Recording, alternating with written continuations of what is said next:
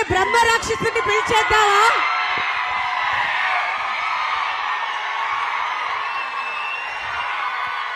బాగున్నారా? First of all print మీడియాకి, electronic మీడియాకి, ఇక్కడికి వచ్చిన ఫ్యాన్స్కి, సినీ లవర్స్ అందరికీ నమస్తే. మీ అందరి మధ్య ఈరోజు ఈ ట్రైలర్ చూడటం నాకు చాలా చాలా సంతోషంగా ఉంది. I'm very happy to be part of this. ఎలా ఉండింది ట్రైలర్ మీకు? నాకు ట్రైలర్ అంటే నాకు ఇప్పుడు ట్రైలర్ చూపించలేదు ఆయన, ఇప్పుడే మీతోనే చూశాను నేను. ట్రైలర్ చాలా బాగుంది Harsha, thank you so much. Cinema కూడా ఎందుకంటే ఫస్ట్ తన స్టోరీ చెప్పినప్పుడు ఎట్లా చెప్పాడో సినిమా షూటింగ్లో కూడా అంత బాగా చేశాడనమాట. ఏ స్టోరీ అయితే నాకు నేరేట్ చేస్తో దాన్ని ఎక్స్ట్రాడనరీగా ఆన్ స్క్రీన్ తీసుకొచ్చాడు. Terrific job.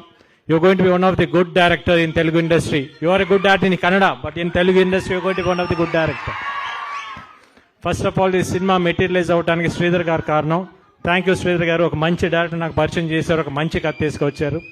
ఈ కథను ఇంత బాగా ఎగ్జిక్యూట్ చేయడానికి మెయిన్ కారణం రాధామోహన్ గారు, ప్రొడ్యూసర్ గారు. Thank you so much. ఎందుకంటే రెండో సినిమా చేస్తున్నాను. దాని తర్వాత ఆర్ట్ డైరెక్టర్. దీంట్లో సెట్స్ చాలా ఉన్నాయి, మీకు ట్రైలర్లో చూసుంటారు.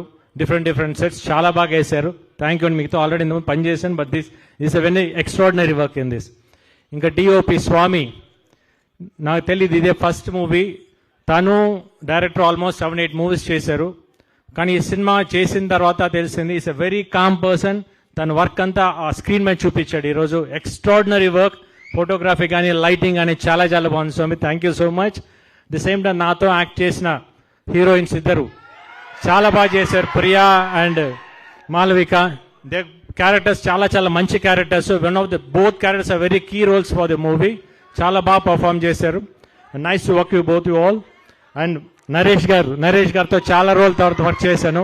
మా ఇద్దరి మధ్య సీన్స్ మీరు ఎంజాయ్ చేస్తారు, పడి నవ్వుతారు, ఎందుకంటే అంత మంచి సీన్స్ అనమాట. చాలా బాగా వచ్చినాయి సీన్స్.